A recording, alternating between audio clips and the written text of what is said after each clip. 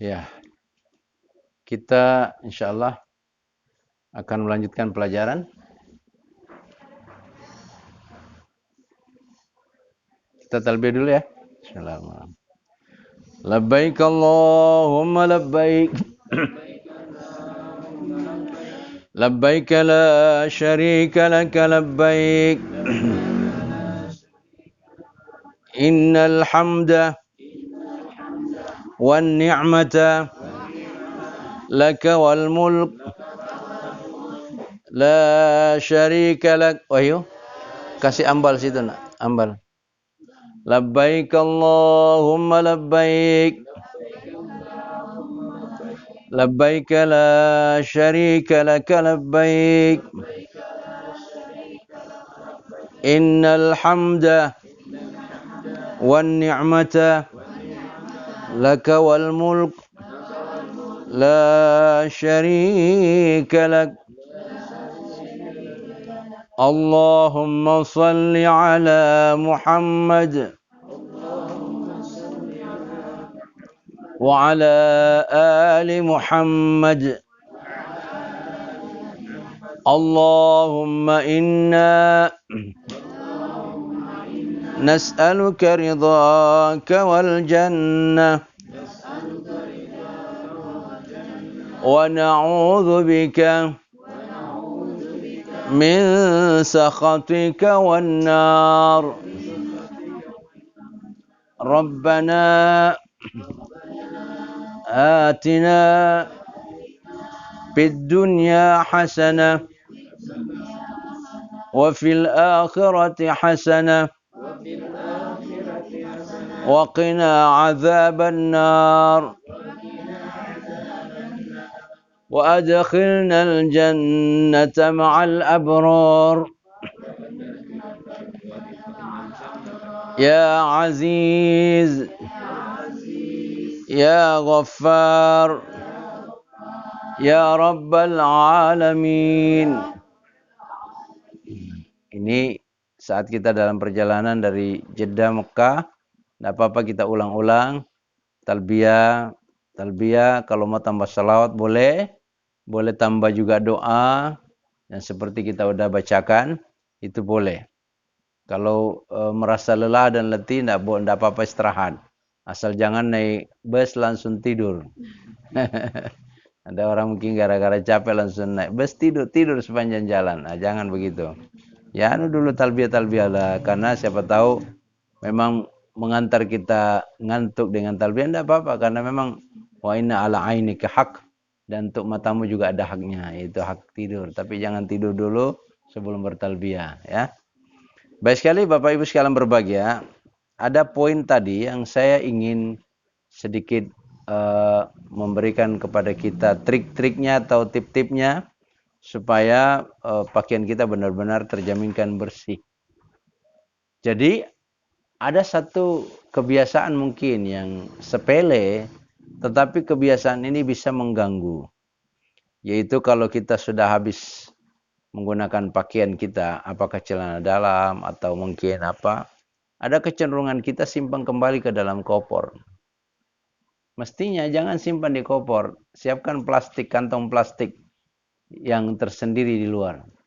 Setiap kita habis menggunakan pakaian itu sudah diperkirakan tidak layak lagi dipakai, jangan masukkan di koper, tapi simpan di luar koper di dalam kantong plastik. Itu adalah pakaian bekas yang kita memang ingin mencucinya. Masalahnya adalah ketika kita salah atau teknis yang kita tidak tahu teknis bagaimana yang terbaik, akhirnya kita masukkan celana dalam kita atau mungkin baju kita masuk ke dalam koper kembali.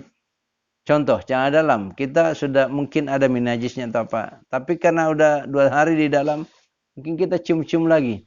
Oh, masih baru. Padahal bukan masih baru, hanya karena udah kering.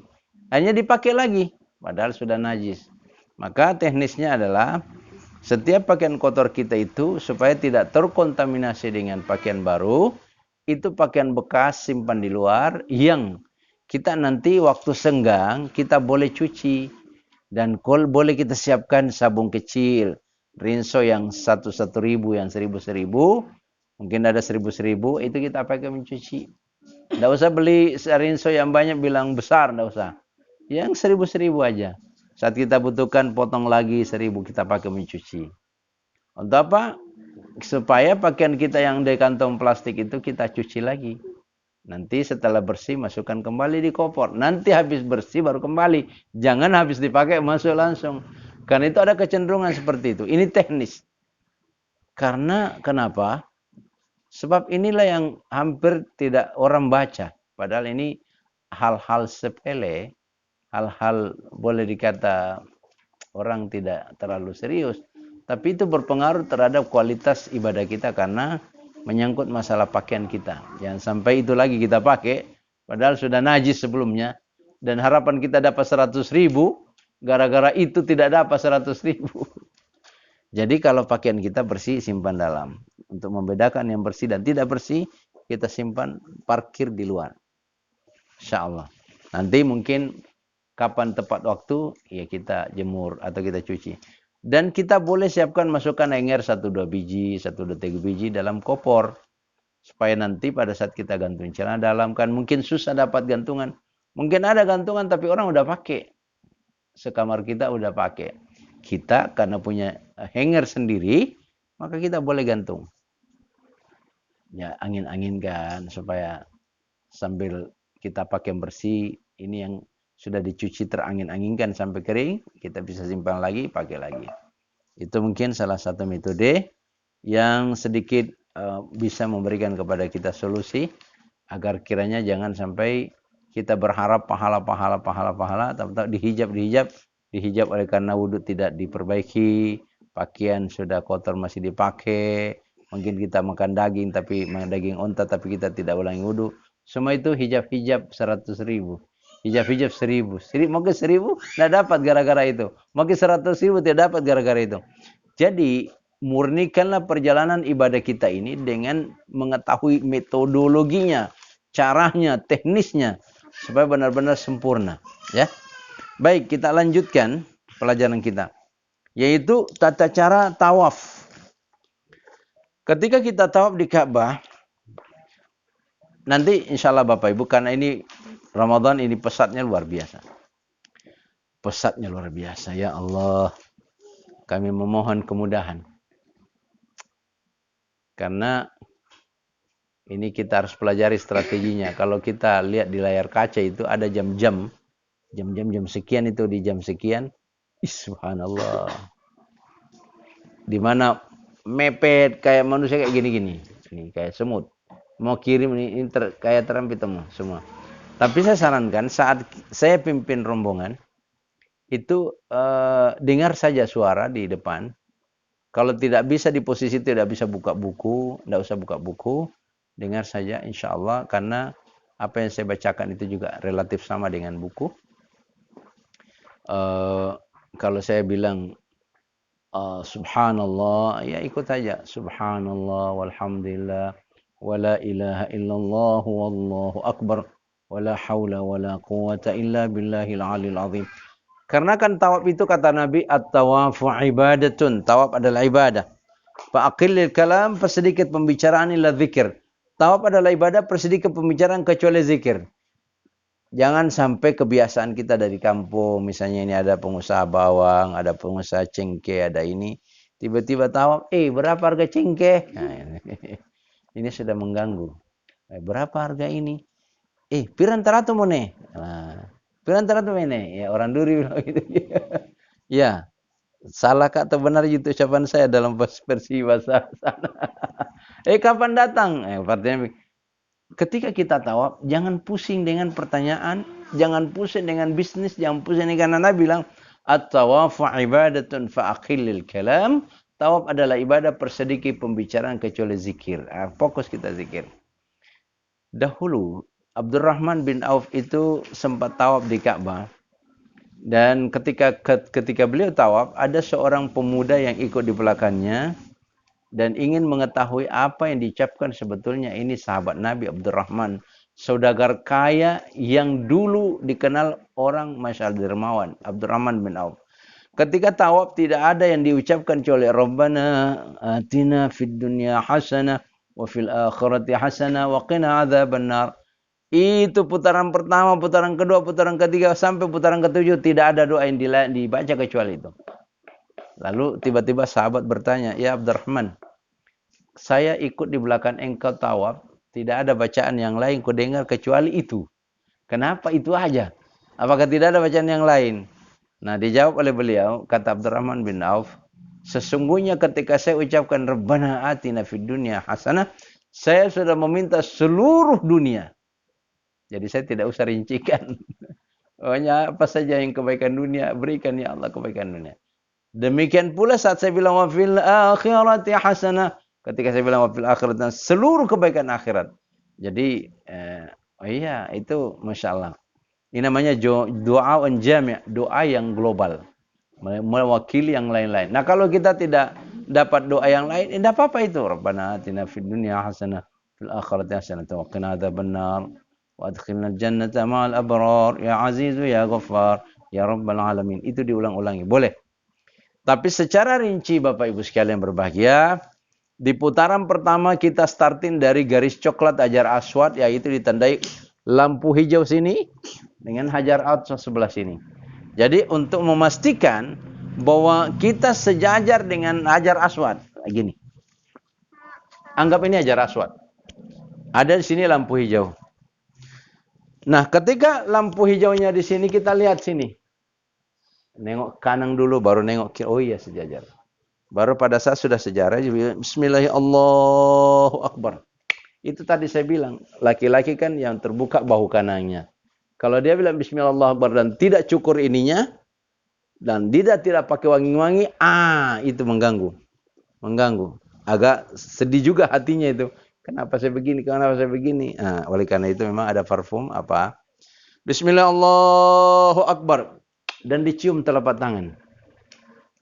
Nah, baru baca subhanallah walhamdulillah wala ilaha illallah wallahu akbar, putar. Subhanallah walhamdulillah wala ilaha illallah wallahu akbar wala haula wala quwwata illa billahil aliyil azim. Baca terus subhanallah walhamdulillah wala ilaha illallah wallahu akbar wala haula wala quwwata illa billahil aliyil azim sampai di rukun yamani, satu sudut, yaitu sudut yang ketiga dari Hajar Aswad. Satu sudut sebelumnya sampai sebelum Hajar Aswad itu, satu namanya rukun yamani, kita rubah doanya. Sambil angkat tangan ketika berada di rukun yamani tapi tidak cium. Jadi di rukun yamani itu bismillah Allahu akbar, angkat tangan. Rabbana atina fid dunya hasanah wa fil akhirati hasanah wa qina adzabannar wa adkhilnal jannata ma'al abrar ya azizu ya ghaffar ya rabbal alamin. Ini karena saat kita tawaf ini padat sekali, kayak semut, sehingga kita tidak apa-apa rapat. Ya, insya Allah kita rapat tawaf. Mudah-mudahan supaya tidak terpencar-pencar. Karena ini kan beransur-ansur kita akan jalani. Kalau kita terpencar, bingung. Mana rombonganku nih? Bagaimana minumnya? Nah, nanti insya Allah kami akan bantu dengan syal dan syal merah khusus dan tambah dengan syal Mamdu Wisata Ilahi. Saya rasa sudah sampai syalnya ya. Nah, sebagian belum ya. Ya, nanti diambil insyaallah yang belum. Nah, setelah kita sampai di titik Hajar Aswad dengan lampu hijau, itu mulai kita berhitung satu. Berarti satu sudah selesai. Tapi ada orang menghitung satunya pakai jari. Selesai satu, berikutnya dua. Ini karena dia tidak mau hilang angka. Sehingga putar lagi tiga. Masalahnya kalau gatal badannya, itu dia tidak mungkin garuk-garuk begini. Lepas lagi. Sehingga pada saat itu bingung, beli berapa ini? Nah, kira mungkin 4, padahal mungkin baru 2 atau 3. Nah, itu berarti kurang lagi. Maka sebagai pengganti saran saya gunakan karet. Maka siapkan 7 biji karet. Tidak apa-apa kita beli karet, beli memang karet. Gelang. Masukkan karet itu, ya kalau beli mah itu 5.000 karet, banyak itu. Masukkan ke dalam koper toh, 7 saja, 7 lembar, 7 ini, itu disimpan di tangan sebelah. Setiap kali selesai putaran satu, pindahkan. Selesai putaran berikutnya, pindahkan. Putaran berikutnya, pindahkan. Jangan hitung ini. Karena kalau hitung ini, biasanya, wah garuk-garuk kepala, ini keluar semua. gagal lagi hitungan. Nah, karet. Nah, manfaat karet itu juga banyak. Kalau karet itu saat kita mau pulang kan biasanya pakaian kita itu banyak. Nah, kalau karet itu digulung itu kain, baru dikasih karet itu enak. Jadi tempat yang tadinya sedikit barang bisa masuk, bisa banyak. Karena kan digulung-gulung itu kain. Bisa merapat-rapat semua. Nah gitu. Nah jadi kembali lagi bahwa setiap selesai putaran, pindahkan karetnya. Selesai putaran, pindahkan karetnya. Selesai putaran, pindahkan. Untuk memindahkan karet ini, jangan belum berputar sudah pindah. Jadi cara menghitungnya, terang putar, sampai sekali baru pindah. Berputar lagi, sampai berikutnya baru pindah. Berputar lagi, sampai berikutnya baru pindah. Jangan pindah memami, jangan. Karena kalau pindah memami salah hitungan. Ya, itu metode. Dan Bapak Ibu sekalian berbahagia, kita insya Allah mudah-mudahan suara saya bisa sampai ke belakang. Karena biasanya kalau di tempat itu insya Allah. Kalau saya sebelumnya bertanya dulu. Misalnya tahu mikir 7 kali tawaf, baru 2 kali tawaf, batal nih wudhu. Jadi bagaimana? Nggak tinggal kemaki jamaah, nggak tinggal kemaki rombongan. Ya. Ada di kemarin kuliah di tata caranya pakai ini. Ya. Apakah lanjut 3 atau harus mulai lagi dari awal 1? Dilanjutkan di kali berapa kita selesai dan batal. Lanjutkan aja. Jangan mulai kembali. Karena mulai lama lagi. Lanjutkan aja. Tapi maksudnya wudhu dulu atau cuma ya saya doakan mudah-mudahan posisinya tidak buang angin, tidak ini ya, supaya enak ya. Ya, itu kita harapkan insyaallah. Pada prinsipnya selesaikanlah tawaf kita dan antisipasi pantangan-pantangannya. Contohnya gini. Orang mau tawaf tapi dia tidak tahu kalau sebentar tawaf. Sebelum tawaf dia makan sambal. Sambalnya kebanyakan. Jadi itu yang membuat sakit perut. Masalahnya gini, ketika sakit perut, siapa yang temani pergi ke WC? Ya subhanallah. Maka ketika kita makan yang tidak bersambal, karena itu bisa memicu kalau bersambal. Nah, dan makan jangan terlalu kenyang, dan jangan tidak makan juga. Jadi makan, jangan terlalu kenyang, dan jangan tidak makan juga. Dan ketika makan, jangan makan sambal dulu. Nah, tahan-tahan dulu, karena kita mau tawaf. Kalau ada enaknya ini sambal, Nah, tiba-tiba kita lahap sekali makan dengan sambalnya. Tahu-tahu bahwa mau tahu, subhanallah. Baik. Mengapa kita mencium tangan ini? Karena dulu ketika sahabat Nabi tawaf, lalu bawa tongkat.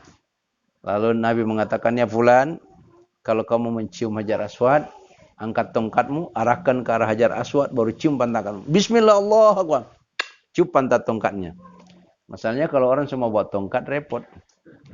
Nah, makanya fikihnya berubah. Fikih kontemporernya tangan. Dan ini tangan, ini sudah disepakati.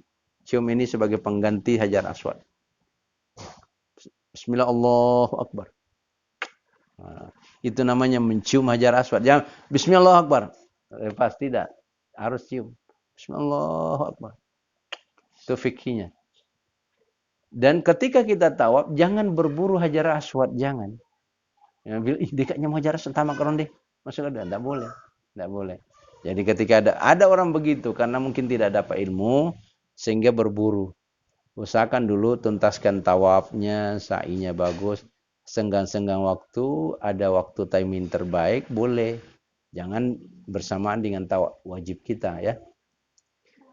Baik sekali Bapak Ibu sekalian berbahagia, insyaallah kita akan tawaf 7 kali putaran dan setiap kali berada di rukun yamani. Bacaan kita adalah Rabbana atina fid dunya hasanah wa fil akhirati hasanah wa qina adzabannar. Di buku kecil, di buku besar ada doa putaran pertama, ada putaran kedua, ada putaran ketiga, ada putaran keempat.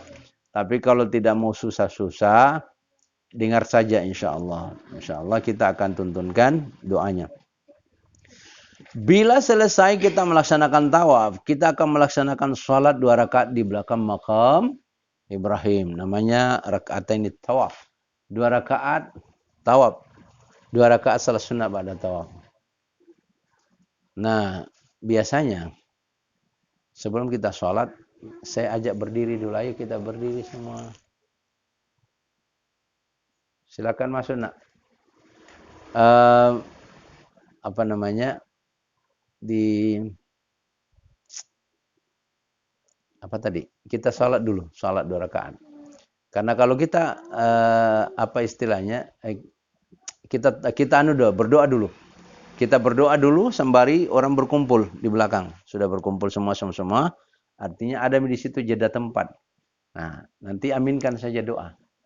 Nah, biasanya saya baca doa misalnya setelah puji Allah, puji salah salawat Rasul, baru saya bilang Allahumma ya rabbal baitil atiq a'tiq riqabana wa riqaba abaina wa ummahatina wa uladina minan nar. Ini kita baca nanti belakang amin, amin, ya aminkan saja. Atau mungkin saya bilang Allahumma taqabbal minna wa afina wa afu anna wa ala ta'atika wa syukrika aina wa ala ghairika la takilna. Bilang aja amin, amin.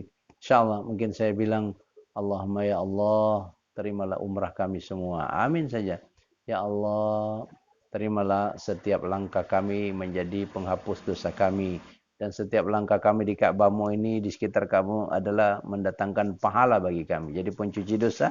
Dan ya Allah, jangan ini yang terakhir kalinya kami datang. Tapi jadikan ini pembuka awal dan seterusnya. Saya bisa bersama keluarga datang berkali-kali. Karena senang sekali itu datang ke Ka'bah berkali-kali. Itu nikmat Allah yang tak ternilaikan. Banyak orang yang kaya, raya, duitnya bermiliar-miliar tapi tidak kenal Ka'bah, tidak kenal Mekah. Banyak. Seperti ada satu cerita dulu di Antang, cerita sana. Uangnya miliaran. Mobil Fortunernya berapa. Rata-rata anaknya di ATM-nya miliaran. Tapi belum pernah haji, belum pernah ke Baitullah, meninggal. Tunda-tunda terus toh. Nah, apa yang terjadi? Ini yang kata Rasulullah, "Man kana lahu sa'a wa lam yahud falyamut insya Yahudiyan insya Nasraniyan." Siapa orang yang memiliki kemampuan untuk berangkat ke Baitullah, apakah haji, lebih khusus haji, lalu kemudian dia tidak mau melaksanakannya, nah karena tidak ini haji susah, ya kita umrah saja. Dan tidak mau melaksanakan, apabila mati, boleh mati dalam keadaan Yahudi atau mati dalam keadaan Nasrani. Kita yang sudah pernah berangkat ke sana dan mengulangi, ya kita berharap bahwa ya Allah, siapa tahu umrah berikutnya menjadi lebih baik, mengantar kita ke surga. Kalau bukan umrah sekarang, mungkin umrah berikutnya. Makanya tidak ada orang menjaminkan dirinya sekali umrah sudah bagus. Karena kalau dia jamin sudah bagus, ya siapa yang jamin? Maka mungkin saja orang lakukan umrah berikutnya supaya dapat. Nah, selain itu, kan Allah siapkan pahala di setiap segmen waktu. Satu salat 100.000. Nah, ini tinggal perbaiki kualitasnya supaya matching antara kuantitas yang jumlahnya banyak, lalu dibaringkan dengan bagaimana mendapatkannya dengan perbaikan wudhunya, pakaian yang bersih, niatan yang suci, hati yang murni, insya Allah. Semua itu adalah pelengkap yang sangat penting yang tidak boleh kita tinggalkan. Setelah kita tawaf dan setelah kita sholat di belakang makam Ibrahim, berdoa dan sholat, kita akan mundur sedikit. Tapi karena ini Ramadan, di siang hari tidak ada minum. Karena kita puasa. Tapi biasanya kalau di Ramadan, habis mundur, habis kita tawaf, baca doa, salat sunat, mundur sedikit, setelah itu kita minum air zam-zam. Itu di luar Ramadan. Karena memang bukan bulan puasa. Tapi ini puasa. Siapa ini?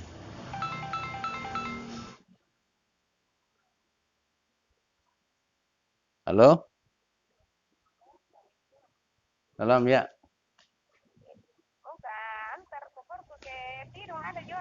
Datang Maki, karena saya lagi manasik ini. Iya, datang Maki. Ada manasik di rumah. Iya. Datang Maki. Datang Maki. Iya, iya, salam. Nah, jadi Bapak Ibu sekalian berbahagia. Setelah selesai kita itu pergi kita sa'i. Sa'i kita akan menuju Bukit Safa.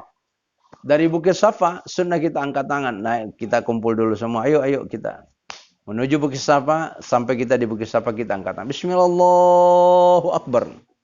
Sambil kita bisa. Bismillahirrahmanirrahim. Abda'u bima bada'allahu bihi wa rasuluhu. Aku memulai seperti mana Allah dan Rasulnya memulai. Inna safa wal marwata min sya'airillah. Faman hajjal baita aw i'tamara fala junaha alaihi ayat tawafa bihima. Wa man tatawwa khairan fa innallaha syakirun alim. Yang belum hafal ya saran saya baca-bacalah juga ya.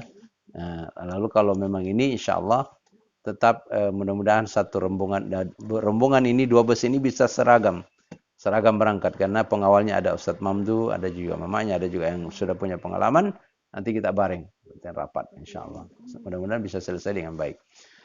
Nah insyaallah kita memulai sa'i dari Bukit Safa. Setelah kita baca doa pembukanya, baru kemudian karena kita masih di kakinya, kaki bukit, kita bilang Allahu Akbar, Allahu Akbar, Allahu Akbar, Bismillah Akbar, Allahu Akbar. Naik walillahil hamd.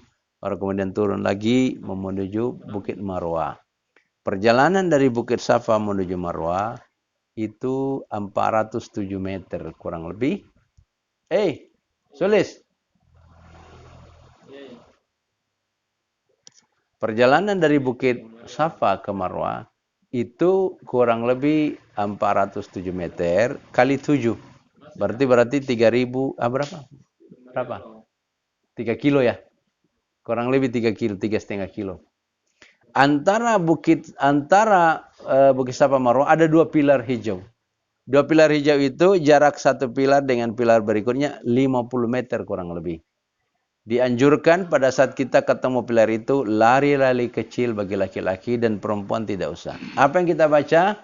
Kita baca Rabbighfir warham wa'fu wa takarram wa tajawaz amma ta'lam innaka ta'lamu ma la na'lam innaka antallahul azizul akram. Ya. Jadi itu yang kita baca. Nah, di dalam buku itu ada ya bacaan doa antara 2 pilar hijau. Boleh kita baca bareng-bareng? Boleh? Sudah ketemu di halaman berapa? Doa ketika kita di antara 2 pilar hijau.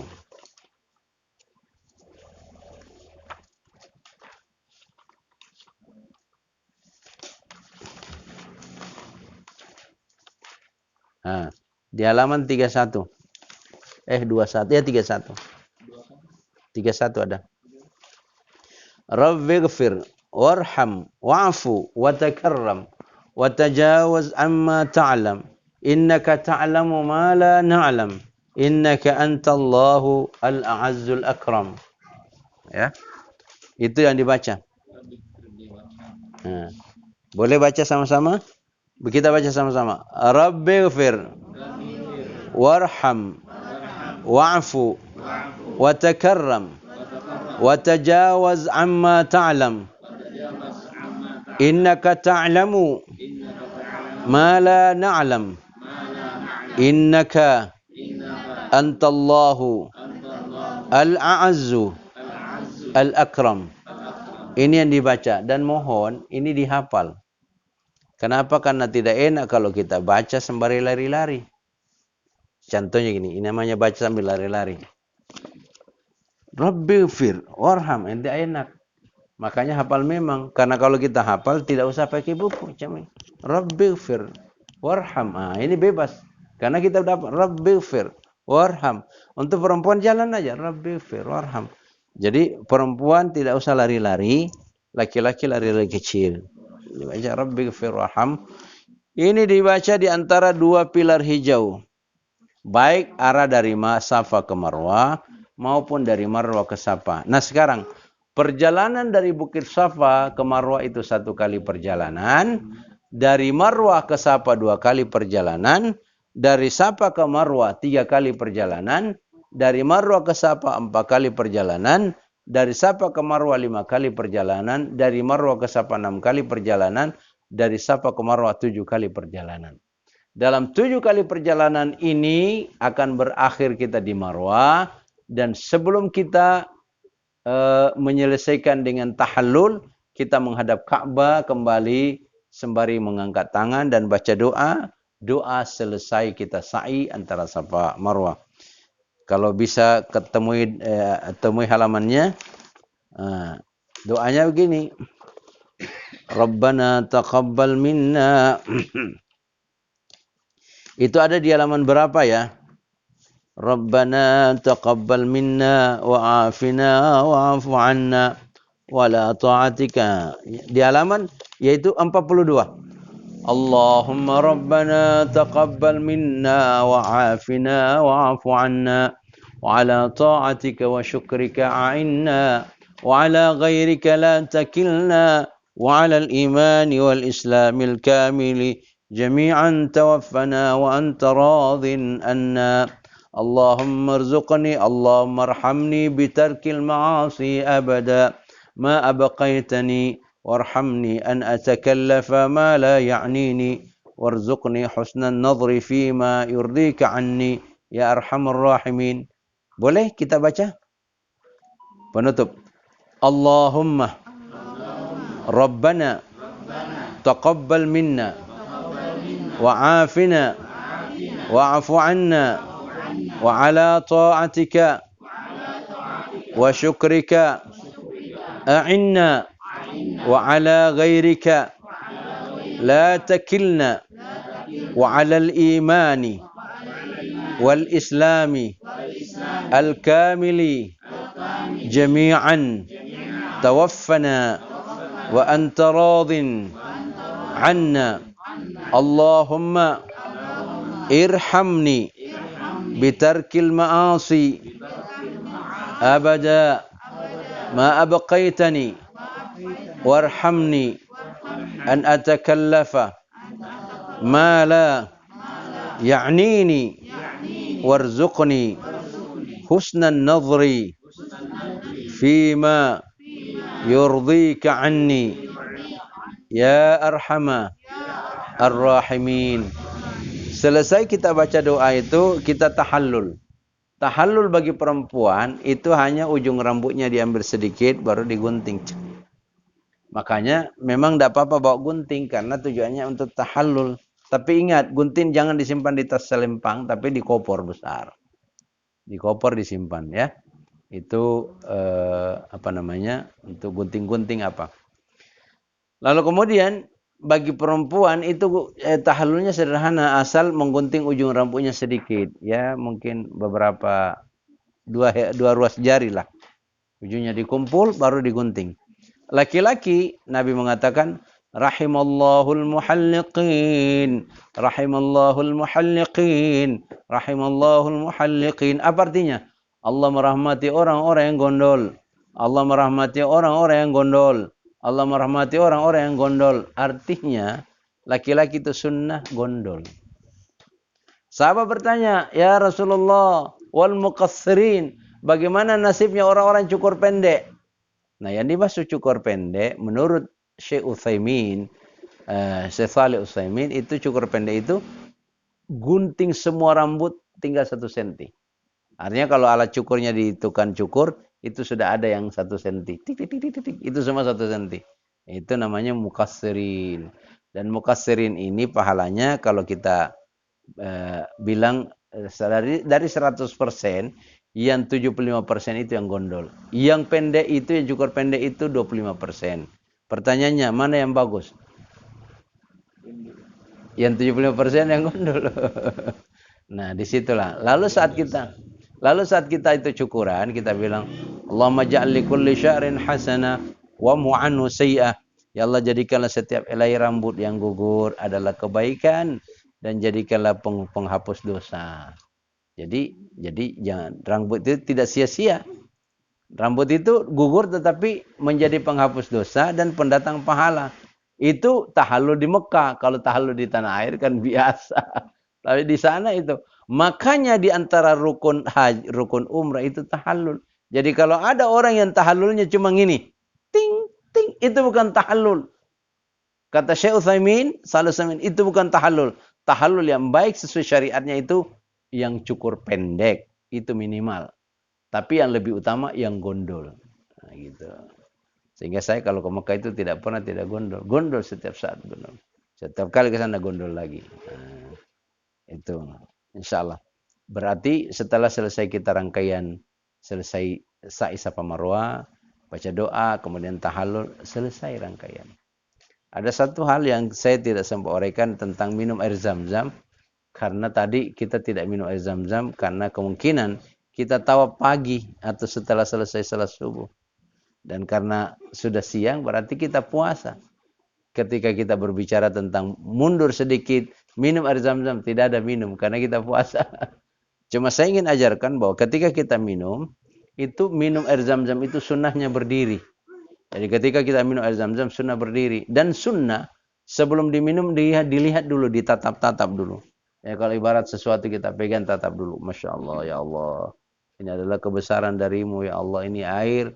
Mudah-mudahan air ini menjadi air yang terbaik dan tidak akan habis sampai hari kemudian. Takzimlah Allah Subhanahu wa taala. Dan etika sunnahnya apabila kita mau meminumnya, kita minum dengan doa. Ada doanya dalam buku di halaman berapa itu? Allahumma inni as'aluka ilman nafi'a wa rizqan wasi'a wa shifaan min kulli da'in wa saqam birahmatika ya arhamar rahimin. Itu ada di halaman doa minum air zam-zam.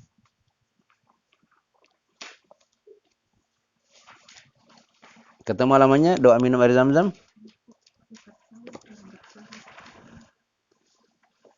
Allahumma inni as'aluka ilman. Halaman 26. Coba kita buka 26. 26. Oh ya, halaman 26. Doa waktu minum air zam-zam. Halaman 26. Allahumma inni as'aluka ilman nafi'a wa rizqan wasi'a wa shifaan min kulli da'in wa saqamin birahmatika ya arhamar rahimin. Ya Allah, aku memohon ilmu yang bermanfaat, wa rizqan wasi'a, rezeki yang luas, wa shifaan min kulli da'in wa saqam, dan kesembuhan dari segala penyakit ya Allah. Birahmatika ya arhamar rahimin, atas rahmatmu, birahmatika dengan rahmatmu hai Allah yang maha pengasih lagi maha penyayang. Nah, itu doanya ya. Nah, namun ketika kita minum air zam-zam, waktu kita berdiri, etikanya gini. Kita berdiri baru kita menatapnya. Setelah menatap ta'zim. Setelah itu ketika kita minum, 3 tegukan pertama. Bismillah, alhamdulillah. Bismillah, alhamdulillah. Bismillah, alhamdulillah.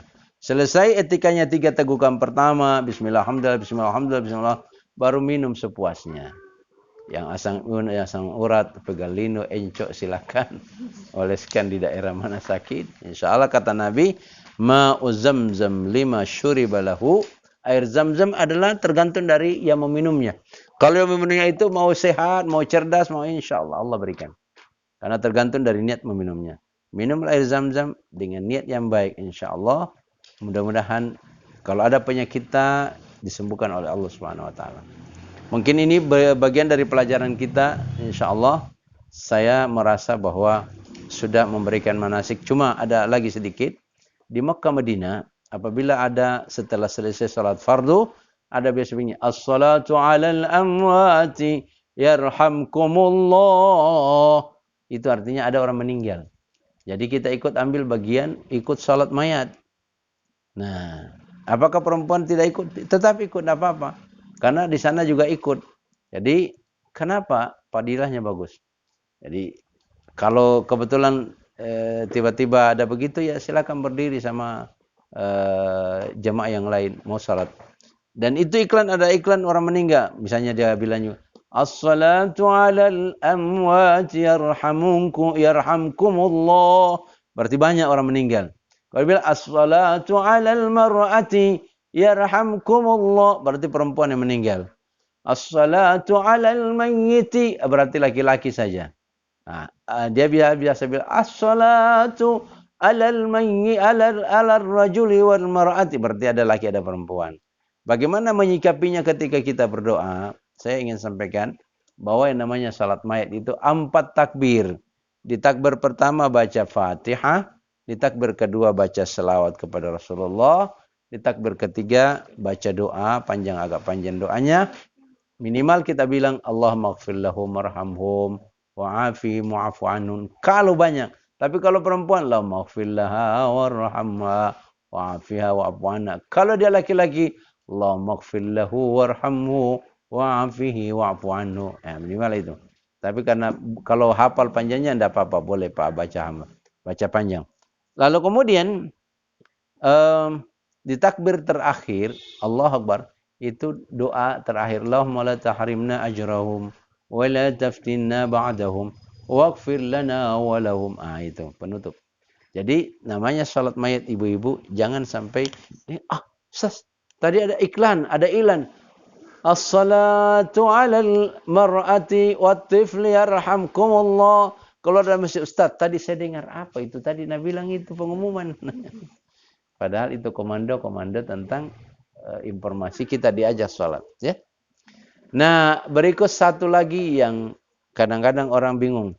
Di masjid Makkah Madinah, kadang-kadang orang sujud sajadah. Sujud sajadah.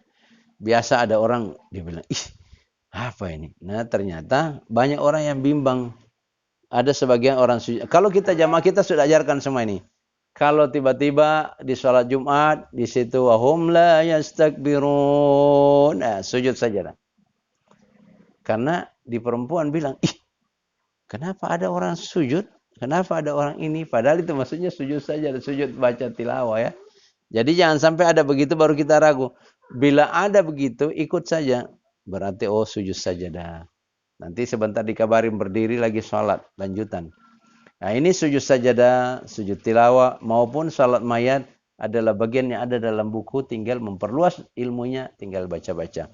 Saya kira itu pelajaran. Ada pertanyaan kita? Ini kan nanti di pesawat pakaian ihram. Ya. Bagaimana teknisnya? Jadi ketika kita di pesawat pakaian ihram, pertama saran saya kita sudah berwangi-wangi sebelumnya, artinya sudah mandi sunnah sebelumnya. Tapi memang niatannya itu tadi niatan ini. Hanya saja namanya mandi sunnah ihram itu mandi dan pakaian ihram. Cuma di atas pesawat tidak bisa lagi begitu. Hanya etika-etika sebelumnya udah aman, ya, gunting kuku apa-apa semua. Ketika di atas pesawat kita udah siapkan cadangan atau kain ihram yang kita akan pakai. Pada saat kita pakai, saya sarankan jauh sebelumnya boleh ambil kain ihram, baru kemudian mulai bisa paham. Nanti pada saat dibilang Bapak Ibu sekalian berbahagia, sekarang kita telah berada di miqat, ya lam. Dipersilakan pasang niat dari sekarang. Karena kita sudah pasang sebelumnya di atas pesawat kain ihram dan kita sudah keluarkan semua itu bisa ji. Apakah kita gantian dengan teman di samping, ya? Boleh. Jadi boleh. Karena yang saya khawatir jangan sampai kita justru tidak melaksanakan di atas pesawat, lalu kemudian nanti turun dari pesawat baru laksanakan, lalu kena denda. Dendanya adalah memotong 1 ekor kambing. Bagaimana kalau orang potong kambing semua tuh?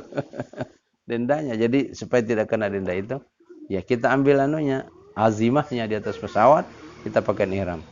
Ada juga sebagian orang seperti ada dulu kiai, dia pakai ihram memang dari tanah air. Dari tanah air. Kalau di Jakarta memang pakai ihram. Di atas pesawat kan dia duduk saja apa-apa. Namun mungkin dalam pakaian ihramnya itu tinggal celana dalamnya ada di dalam karena belum niat toh. Belum niat, ya. Mungkin juga bajunya juga belum lagi ini. Tapi baju kos ada toh. Tinggal baju keluarkan sedikit. Nah, tinggal itu aja. Supaya nanti tidak rumit. Karena kalau buka ikat pinggang semua pakai jaket apa semua mungkin agak rumit. Tapi itu semua pilihan. Hanya saja itu tinggal teknisnya kita di atas pesawat. Bagaimana yang terbaik. Saya kira itu insya Allah.